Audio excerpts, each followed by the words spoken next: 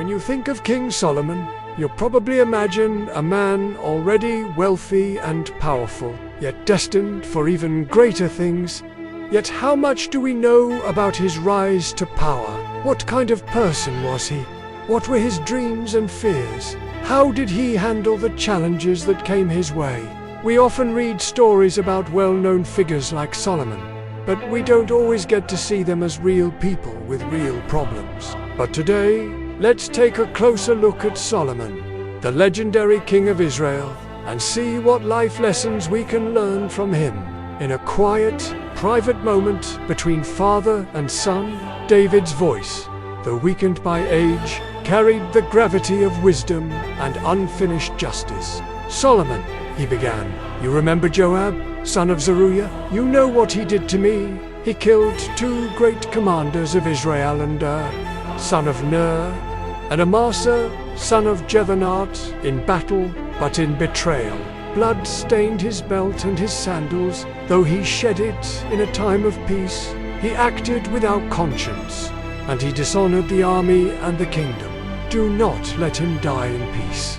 Use your wisdom, my son, handle him with justice." Then David's tone soft, "But show kindness to the sons of Barzillai from Gilead. They stood by me when I fled from your brother Absalom. Let them dine at your table.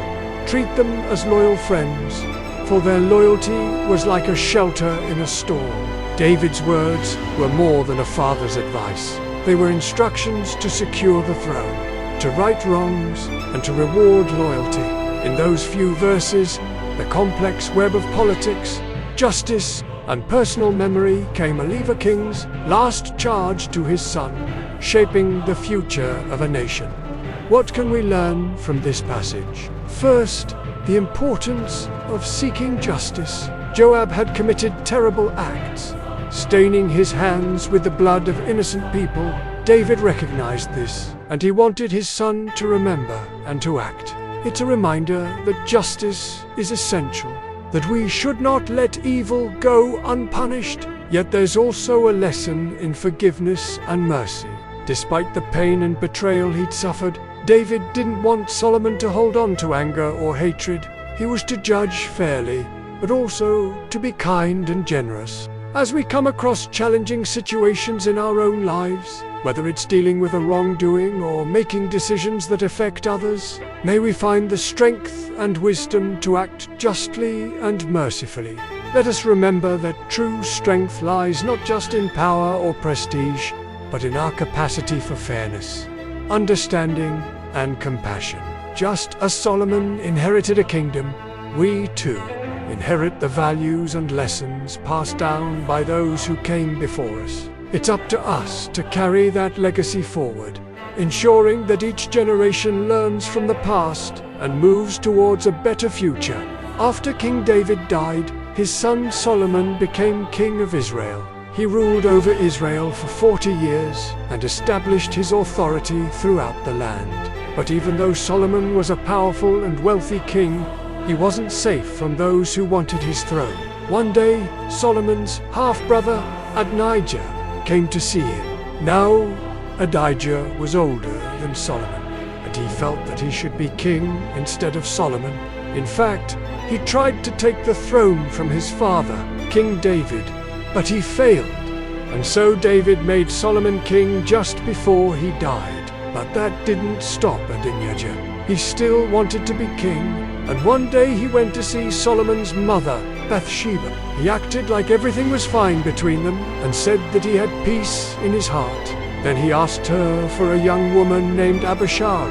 She was a widow who had cared for King David when he was very old and sick, and now Adonijah wanted her to be his wife. When Bathsheba asked Solomon for this woman, he was furious. He knew that Adonijah wasn't being sincere when he said that he had peace in his heart, and he also knew that he wanted more than just a young woman. When a former king's wife or concubine married someone else, it was a way of saying that the former king's power had ended, and since Abishag had been with David in his final days, Adonijah, by marrying her, would be saying that Solomon's father, King David, wasn't really the true king, and that he, Adonijah, was the true heir to the throne. And Solomon knew that Adonijah had other plans, too. He had seen how Adonijah had tried to take the throne from their father. And he knew that he would unstop until he had what he wanted. So Solomon told his court that Adonijah's request was like him asking for the throne again. He reminded everyone that Adonijah had already tried to take the throne, and he was ungoing to let him try again. And with that, he ordered his best commander, Benaiah, son of Jehoiada, to take Adonijah outside the city and kill him, as the royal chariots rolled away, carrying Adonijah to his death. Solomon was finally free from the threat that he had been living under since his father became sick. He could now focus on building his kingdom and making it the most powerful and prosperous it had ever been. That's all for today. See you next time.